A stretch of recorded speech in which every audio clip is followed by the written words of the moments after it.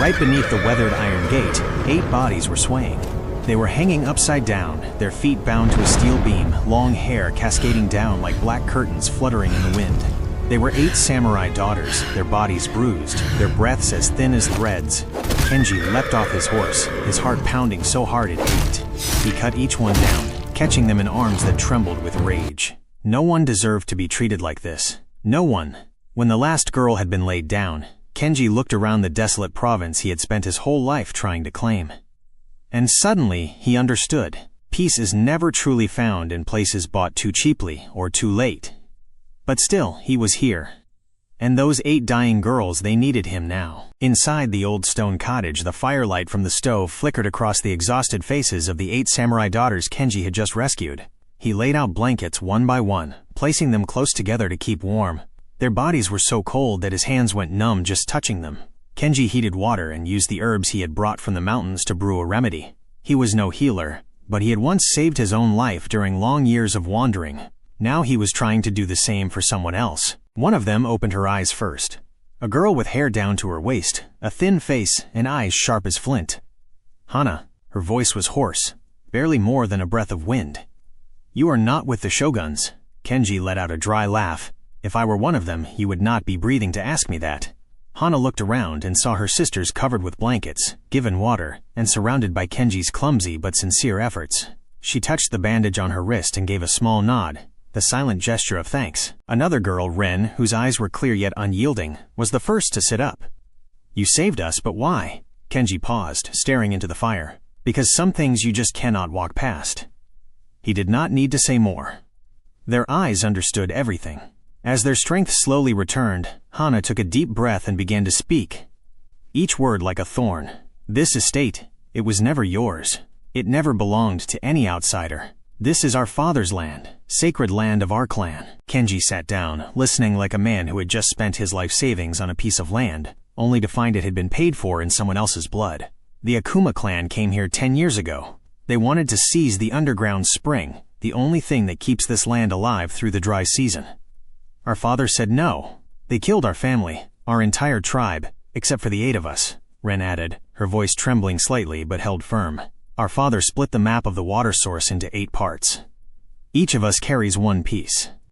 The Akumas could not kill us, because they have not yet taken the full map. Then why were you hanging upside down at my gate? Kenji asked. Hana looked him straight in the eye, not flinching, to draw someone out, to see who would dare come for us, and to capture him and rip the truth from his mouth. Kenji felt a chill crawl through him, despite the fire burning beside him. He had walked straight into a trap, not by chance but by stepping right into the line of fire in a blood feud generations deep. Yuki, the youngest and weakest of the group, spoke with words so faint they broke between breaths. "If you let us go, you can still leave before they come back."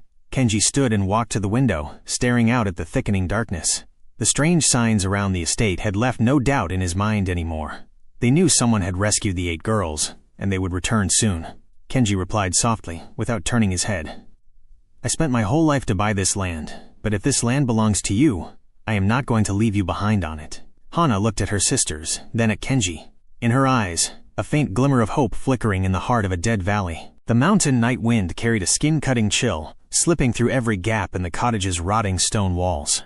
Inside, the 8 samurai daughters had fallen into an exhausted sleep, leaving Kenji alone by the window, a katana resting across his knees. He could feel danger creeping in like a snake's shadow, slow but certain. Without warning, the sound of hooves echoed from afar, ringing out like a war drum across the valley. Kenji shot to his feet. The iron clatter grew louder, then stopped right at the gate. A voice rang out from the darkness, drawn out and lazy, but laced with lethal intent. "Kenji Sato, I know you're in there." The wind-rattled door trembled softly. The 8 girls jolted awake, eyes wide with fear. Hana placed a hand on Kenji's arm and gave a slight shake of her head, but he simply raised a finger to his lips, a silent call for quiet. Kenji stepped onto the front porch, moonlight casting his shadow against the figure of a man on horseback, Lord Kalen. Kalen was not the kind to kill in secret. He carried himself with confidence, arrogant even. His long hair was tied back low. A worn black silk coat hung off his shoulders, and a coiled rope hung from his saddle, one that had seen more than its share of hangings. Kalen gave a cold smile. "Well, you made quite the move, Sato, touching what belongs to the Akumas without asking." Kenji leaned one hand against a porch post, his gaze calm, Yours, huh? All I saw were 8 people, hung up like animals. I cut them down. That's it. Kalen laughed, a sound laced with steel. You should have let them die. Would have been easier on them. And on you, Kenji replied evenly. I am not handing them over. The corner of Kalen's mouth twitched, a rare crack in his composure. Those girls are holding pieces of our family's map. This land, that water, the entire valley, it all belongs to the Akumas. I came to take back what is ours. He leaned forward in the saddle, his voice dropping low. Hand them over now. Kenji did not move. You're not taking anything from here. Kalen stared at him for a long moment, the silence thick as embers in a furnace. Then he took a slow breath and straightened up. Fine. Tonight I came alone. As a courtesy. He tilted his head, voice sharpening like a blade. Tomorrow I come back with the gang. And then there will be no more talking. He yanked the reins, spun the horse in one dramatic turn and galloped into the darkness, leaving behind a howl of wind and the echo of a bloody promise. Kenji stood still until the hoofbeats faded into the night. When he turned back inside, the 8 girls looked at him, not with fear, but with a mix of horror and gratitude. Hana stepped forward, her voice low and firm. You are not one of us. You still have time to leave before sunrise. Kenji let out a breath and pulled the curtain shut. I bought this land with every dollar I had saved in my life. But now I realize something. He looked at each of them in turn. I did not buy land. I bought a war. And he knew that war would arrive with the first light of dawn. The valley night fell fast, like a black blanket thrown over the land. As the sun slipped behind the jagged ridges, Kenji felt it. Something was off. No wolves howled. No crickets sang, just a thick silence, as if nature itself was holding its breath, waiting for something terrible to happen. Hana stepped up beside him on the front porch, her voice low. Kalen never makes threats and walks away. When he says tomorrow, he means tonight. Kenji gave a slight nod. I know. Around midnight, the wind suddenly shifted, carrying a faint scent of smoke. Kenji jumped to his feet and ran outside. Behind the old grain barn, flames flickered in the dark. Kalen had made his move. Do not go out there. Ren grabbed Kenji's arm. They're trying to lure you in. Kenji paused for a second. As furious as he was, he knew she was right. If he ran out, he would be the first target. But watching the fire eat away at the barn, the very place he had planned to rebuild and start a new life, Kenji felt his chest tighten. Kalen was not just burning a barn. He was burning his dream. Sora, the calmest of the 8 sisters, grabbed a blanket and raced around back with Yuki. Kenji followed them, and the 3 worked to stomp out the remaining embers before the flames could reach the house. While they worked, a distant horse's scream tore through the night. The sound cut like a blade. Seiya ran to the gate, then dropped to her knees, stunned. Kenji, your horse. Only the saddle remained, tossed onto the grass, the reins shredded. They did not need to kill him. They only needed to make sure he could not escape. Kalen had left a message as clear as a signature carved into the dark. You will stay and you will die. When the fire was finally out, they all went back inside. Everyone was exhausted, but no one could sleep. They gathered around the fireplace, the flames casting shadows across young faces marked with old wounds. The Akumas, they never stop, Miki whispered, gripping the edge of her blanket. Anyone who helps us becomes a target too. Kenji leaned against the wall, wiping soot from his hands. I know, but tonight you saved me. At least all of you did. 8 pairs of eyes turned toward him. A long silence settled in, not the silence of fear, but the silence of something new. A connection thin as thread, but strong enough to begin tying them together. Hana spoke. We used to believe outsiders would never stand with us. She looked straight at Kenji, her gaze soft but sharp like forged steel. Maybe we were wrong. Kenji did not answer right away. He simply handed each of them a cup of warm water. One by one, their hands trembling from cold and fear, reached out and accepted it. As they sat in the glow of the fire, a rock suddenly hit the window, startling the whole house. Wrapped around the stone was a scrap of rough paper. On it, the message was scrawled. Tomorrow we take the people. We take the land. Anyone who resists gets buried with them. Kenji read it, folded it, and tossed it into the fire. His eyes gleamed with a cold, frightening resolve. From now on, he said, no one here is alone. The 8 sisters looked at each other, then back at the man who had accidentally stepped into their war and chosen to stay. Out there, Kalen's fire had gone out. But inside this small house, another fire had just begun to burn. Thank you so much for being here with me. Let me know where you are listening from. And if this story touched your heart, please subscribe to the channel to support my work. I truly hope you stay safe and find happiness wherever you are hearing this from. The next morning arrived with a pale, washed-out light, as if even the sun was afraid to shine too brightly on land so heavy with dark energy. Kenji had not slept, and neither had the 8 sisters. Through the night they took turns standing watch, listening to every shift of the wind, trying to sense whether Kalen would return. But at dawn, it was someone else who came. The sound of hooves rose from the distance, slow, steady, nothing like Kalen's threatening rhythm. Kenji stepped out onto the porch, sword still in hand. Behind him, the 8 girls readied their weapons, bows and sharpened knives in tense hands. A middle-aged man approached on horseback. His hair was silver. His eyes carried the weight of a life that had seen too much, and a faded emblem glinted beneath the travel dust.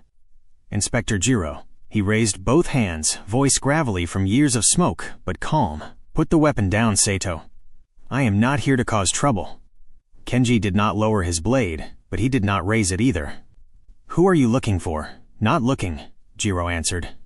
Here to warn. He dismounted, opened a leather satchel and pulled out a bundle of files tied with a thin rope. The papers were smoke-stained, the edges scorched as if they had narrowly escaped being erased from history altogether. He placed the bundle in Kenji's hands. The Akumas, I have been tracking them for over 8 years. Murder, bribing magistrates, land theft, wiping out every trace of their crimes against local clans. Hana stepped forward, her gaze sharp as an arrow. You knew, and you let them live. Jiro let out a heavy sigh. Girl, the Akumas are not just rich. They have roots in the courts, in the banks, in the hands of every patrol commander. Every time I tried to bring them to trial, a witness disappeared. The evidence vanished. Or I received a coffin. Kenji opened the file. Inside were photos of burned-out estates, hastily buried bodies, maps marking water-rich lands that had been stolen. Each page felt like a knife stabbing into the past of this land.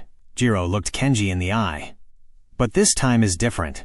I have living witnesses, 8 of them. The sisters fell silent. Inspector Jiro continued, his tone tightening.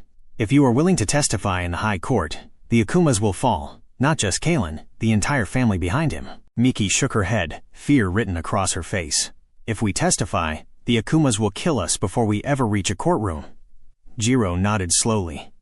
I will not lie to you. The Akumas know you are alive, and they will come here to finish the job, to bury the last piece of evidence. Kenji clenched the folder tightly in his hands. Kalen said he would return with the whole gang. What are you going to do about that? Inspector Jiro turned to scan the estate. The broken fences, the scorched barn, the clear prints of Akuma horses across the dirt. Before I came here, he said, I sent a signal to the royal guards, but they need time. Until then, he looked Kenji straight in the eye. We have to hold the line. We survive no matter what. Hana stood tall, her voice unwavering. If we testify, will the Akumas really be brought into the light? Jiro answered with eyes heavy with truth. This is the last chance for you. For this land. No one said anything after that. Outside, the sun had just crested over the mountains. But its light did not bring hope. It only revealed one thing. Tomorrow would burn. And whether they lived through it depended on what they chose today. After Inspector Jiro left the stone cottage, silence stretched thin like a wire about to snap. The 8 samurai daughters sat close together around the fireplace, its glow reflecting in their eyes. Eyes that had seen too many loved ones fall.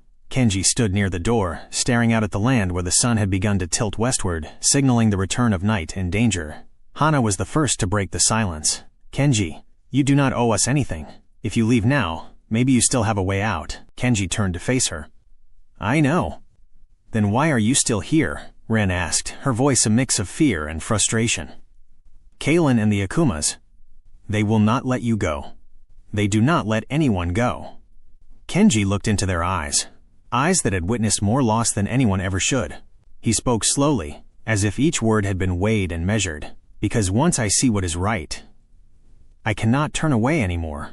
They looked at him not as a stranger anymore, but as the last man who had chosen to stand with them when the whole world had turned its back. Inspector Jiro returned just after sunset, leading 2 mules loaded with supplies. He dropped a large burlap sack in the yard. Barbed wire, sandbags, oil lamps, wooden planks, set up defenses. They will come before dawn, Kenji asked. You are certain? The Akumas do not sleep when their interests are threatened, Jiro said, then looked at the 8 girls. And they never pass up a chance to silence witnesses. No more words were needed.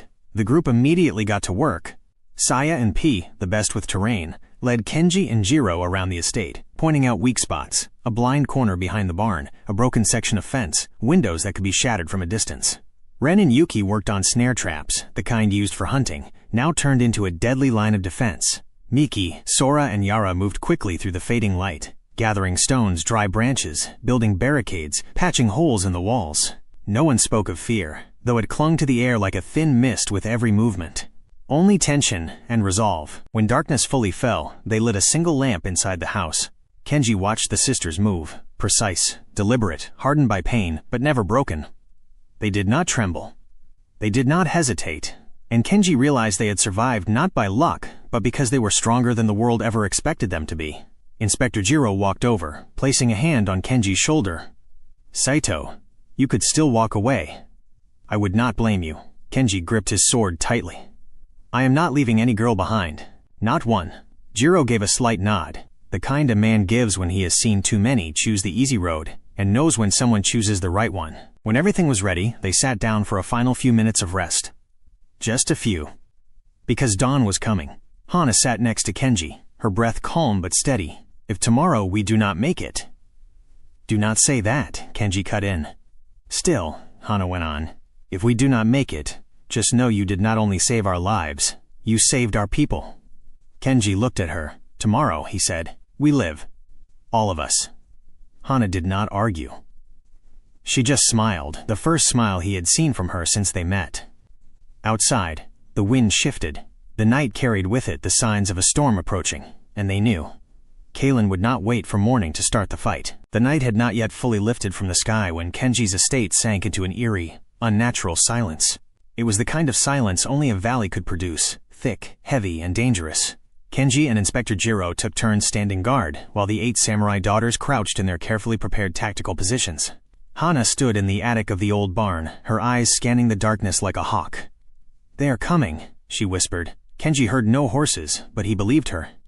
He had learned that their instincts were rarely wrong. Seconds later, the ground began to tremble. Not one horse, a whole gang.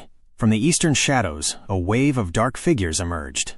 Their horses moved slow but steady, forming a crescent that surrounded the estate. Kalen led them, his silhouette unmistakable even in the dark, the long black coat billowing behind him like a raven's wings. He shouted, "Kenji Sato, you have run out of road." Kenji stood tall, sword in hand. "I have no intention of running." Kalen laughed, a sound that rang like steel on steel. "Then I will take your life." He raised his arm. The first arrow rang out. A shaft struck the wooden plank next to Kenji, splinters flying immediately. Saya and Yuki triggered a line of tripwire traps, flipping 2 gunmen off their horses. No screams, only the cold shock of overconfidence. Kalen hissed, "Light up the house!" But just as the gang raised their torches, Ren from the old watchtower loosed 2 arrows, both hitting their marks, piercing the hands of the men trying to ignite the fire. The torches dropped into the dirt and died out instantly. Inspector Jiro responded with a short, precise burst of fire, forcing the Akuma gang to duck behind low brush. Kalen did not rage. He smiled. "Well done, Sato." "Well, but not enough." He signaled again. Another group of thugs began circling behind the estate toward the broken fence line hidden beneath sandbags, but Sora and Yara had been lying in wait. As the first boot hit the ground, they yanked a rope tight, triggering a trap with a sharp snapping sound. Dust flew into the air, blinding the attackers. In that moment of chaos, Kenji charged, swinging his blade to knock down the first man, while Jiro covered his back with high-angled shots. Kalen spurred his horse forward, drawing his bow, aiming straight at Kenji. "It is over, Sato." But before he could pull the string, Hana leapt from the roof, arrow drawn and aimed right at Kalen. He dodged, but the arrow sank deep into his horse, which reared violently. Kalen lost control and crashed to the ground. Kenji was already there, sword ready, standing over him, their eyes locked. One held the frozen arrogance of a lifelong oppressor, the other, the steel resolve of a man who had chosen to stand firm. Kalen growled, "You think saving those 8 girls changes anything?" Kenji's voice was calm, but unshakable. "It changes everything." Kalen reached for a knife, but Hana was already beside Kenji, her arrow aimed squarely at Kalen's chest. At that moment, the thunder of hooves came from the west. Dozens of lanterns lit up the dark. Inspector Jiro shouted, "The Royal Guard is here!" The Akuma gang, seeing the reinforcements, dropped their weapons all at once. Kalen was bound, rage burning in his eyes. The fight had lasted less than 10 minutes, but it would leave marks for a lifetime. No one died, but everything had changed. Kenji looked at the 8 sisters, then at the ruined estate, the barn now just a frame, fences scorched and splintered. He spoke, breath still heavy from adrenaline. Tomorrow we rebuild everything. And no one disagreed, because they all knew tomorrow, they were still the ones who survived. The morning after the battle, the first sunlight spilled over the estate as if the sun had decided to give this place one more chance. The valley wind still carried the scent of ashes and burned wood. But beneath it, there was something else. The scent of a new beginning. Kenji stepped into the front yard, his boots crunching on dirt mixed with cinders. The fence was broken, the barn now just charred beams. The well had been torn up like it had survived the claws of some wild beast. Everything spoke of the night they had stood on the edge of life and death. But the 8 samurai daughters were still standing, all 8 of them. Inspector Jiro, too, no one missing. Hana stepped beside Kenji and handed him a small piece of wood. "We start here," she said. Kenji looked at the board, then at the eyes waiting for his response. These were the same girls who had once been hung upside down like bait, now standing tall, not as victims but as true owners of this land. He nodded. "All right, let's begin." They divided the work. Saya and P began rebuilding the eastern fence. Ren and Miki dug a temporary water trench, following memories of the underground stream their father had once protected. Yuki, Yara, and Sora gathered every usable scrap of wood and started framing a new corner of the barn. The air was full of a strange energy, part exhaustion, part hope, like they were cleaning up a life that had been scattered. Inspector Jiro studied the burn marks on the ground. He let out a sigh. "The Akumas will be locked up for a long time. With your testimonies and my old case files, the officials will not let this go."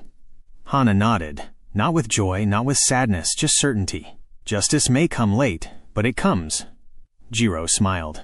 "And thanks to all of you, this time it came right on time." By noon, Kenji and the 8 sisters shared their first meal since it all began, just roasted grain, dry biscuits, and a few mountain fruits. But somehow it felt warm. Yuki, the youngest, held up a piece of the map. "Our father split the map into 8 parts, so none of us could be forced to give it up. But now, do we even need it?" Hana looked at Kenji, then at the land around them. "No, because the person who holds this land now is not the Akumas, and not any other invader." She placed her piece of the map on the table. One by one, the others did the same. Kenji looked at the 8 pieces forming the shape of the ancient water route, the one their father died protecting. He spoke quietly. "You can reclaim all of it. I will not hold on to anything." Hana shook her head. "You do not understand. We did not come to take the land back from you." She stepped closer, her voice steady and low. "We came to share this land with you." Kenji paused. "Why?" Hana smiled.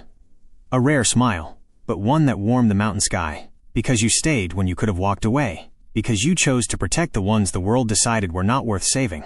And because you saved us from a fate no one else dared face." All 8 sisters nodded, silent but united. Kenji looked at them for a long moment. Then finally he said, "Then from now on we rebuild this home together." By late afternoon they raised the first board of the new barn.